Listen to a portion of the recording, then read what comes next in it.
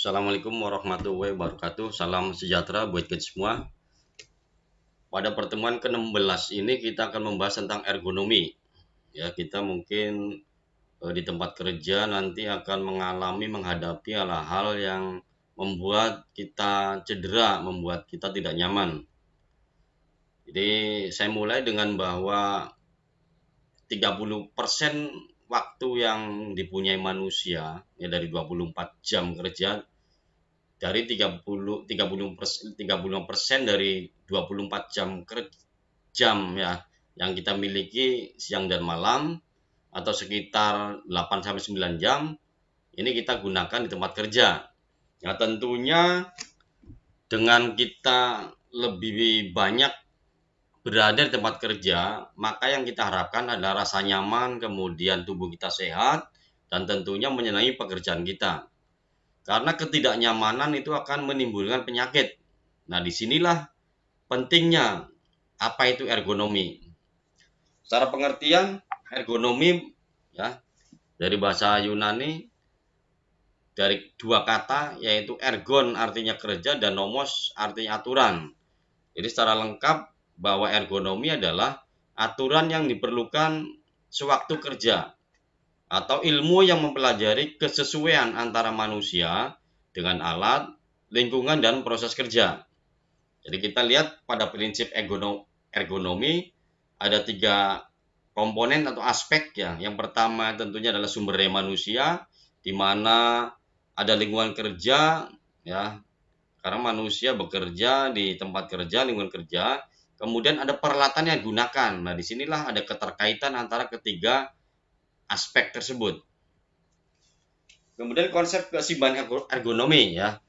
Jadi secara umum bahwa jika tuntutan tugas pekerjaan itu lebih besar atau melebihi kapasitas atau kemampuan tenaga kerja, maka berdampak atau mengakibatkan overstress, ya discomfort atau ketidaknyamanan, lelah, cedera, celaka, sakit, dan produktivitas menurun.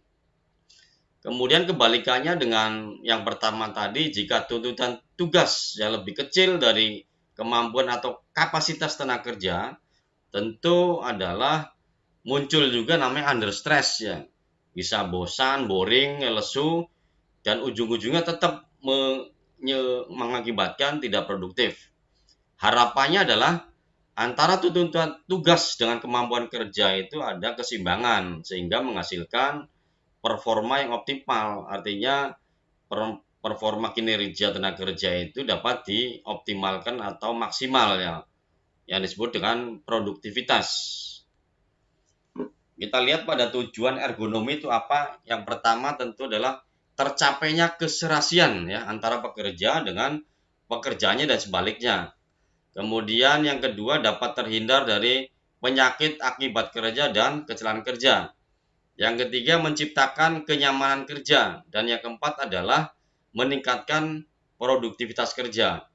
Jadi ilmu ergonomi ini diterapkan di tempat kerja ya, baik industri, perkantoran, pendidikan dan sebagainya. Ini tentunya mempunyai tujuan dan sasaran-sasaran. Ujung-ujungnya adalah terciptanya peningkatan produktivitas. Kemudian manfaat ergonomi ya, yang pertama itu bagi petugas kesehatan tentunya adalah sebagai acuan untuk pelaksanaan program kegiatan ergonomi kerja ya. Dengan pelaksanaan ergonomi kerja itu dapat diambil evaluasinya untuk monitoring bagaimana program-program kegiatan yang akan dilakukan di tempat kerja, tentunya dengan melakukan asesmen yang penilaian pendahuluan. Kemudian bagi tenaga kerja atau pegawai adalah status kesehatan terjaga dapat meningkat ya dengan penerapan ergonomi. Ini tentu kesehatan tenaga kerja dapat terjaga dan meningkat. Kemudian kinerja dan produktivitas meningkat ya, ini yang diharapkan oleh perusahaan. Kemudian bagi instansi tempat kerja atau perusahaan itu yang pertama adalah meningkatnya citra image tempat kerja. Jadi ketika berbicara image tentu perusahaan yang karyawannya sehat, ya karyawannya tidak pernah sakit, tentu image-nya lebih baik daripada karyawan yang sakit-sakitan ya. Kemudian yang kedua, terciptanya lingkungan tempat kerja yang sehat, aman, nyaman, efektif, dan efisien. Yang ketiga, lagi-lagi adalah meningkatnya hasil produksi. Ini yang diharapkan tentunya oleh perusahaan. Kemudian cara mengenal permasalahan ergonomi, ya, yang pertama itu morbiditas keluhan yang terkait dengan pekerjaan ya. Jadi penilaian-penilaian keluhan yang makin banyak ya, yang makin sering terjadi adalah kita perusahaan dapat mengenal bahwa permasalahan ergonomi itu ada di tempat kerja. Yang kedua adalah terjadinya kecelakaan kerja dengan frekuensi tinggi dan menimpa banyak pegawai. Ya, kenapa bisa terjadi hal demikian? Nah, ini menjadi masalah.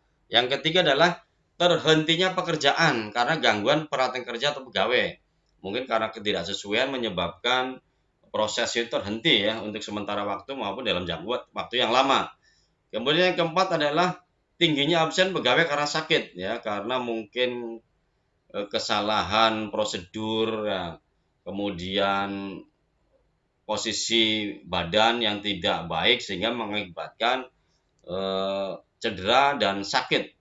Kemudian pindahnya pegawai ke perusahaan lain. Nah, banyak perusahaan-perusahaan yang memang dipandang dari pihak luar itu mengalami kejadian-kejadian kecelakaan kerja yang menimpa karyawannya sehingga perusahaan itu terkenal image-nya tidak baik ya, sehingga banyak karyawan yang pindah ke perusahaan lain. Nah, kita lihat ilustrasi perkembangan atau evolusi ya peralatan yang kita gunakan ya, contohnya adalah komputer. Mungkin dari komputer eh, model pertama, yang kedua dan seterusnya sampai sekarang ini tentu mengalami perubahan-perubahan bentuk ya maupun size atau ukurannya. Sehingga orang sendiri menyesuaikan ya dengan peralatan yang berevolusi tadi, berubah tadi, maka orang sendiri menyesuaikan cara duduknya ya, yang mungkin dulu kalau kita kenal hanya PC atau komputer meja saja, tentu sudah disiapkan kesesuaian ya antara kursi maupun mejanya, meja komputernya. Tetapi dengan sekarang laptop ini maka orang dapat dikatakan beragam ya cara duduk atau menggunakan laptop itu sendiri ya. Nah, secara penelitian yang dilakukan ya oleh Asosiasi Osteopatik Amerika ini bahwa ditemukan 2 dari 3 pekerja kantor mengalami rasa nyeri dalam 6 bulan terakhir, artinya lebih dominan ya, 2/3 ini sangat besar. Ini keluhan yang umum disampaikan adalah yang pertama itu sebagian besar keluhan sakit pinggang ya, karena memang mayoritas pekerja duduk ya dalam kesehariannya. Kemudian 28% itu sakit leher ya, mungkin kaku dan sebagainya. Kemudian 20% itu nyeri atau sakit pada bahu dan pergelangan tangan karena menggunakan mouse atau keyboard gitu. Jadi pertanyaannya adalah apakah Anda atau kita terlalu banyak duduk di tempat kerja ya. Jadi, maka ketika banyak duduk yang kita lakukan adalah salah, maka mulai sekarang ubahlah posisi duduk kita mulai sekarang ya. Jadi kita lihat cara duduk yang benar ketika di depan komputer adalah ya, kita lihat bahwa posisi kesejajaran ya, postur tubuh maupun kaki yang kita lihat ya. Yang pertama saya sampaikan adalah jarak aman ya. Mata dengan monitor komputer adalah pada area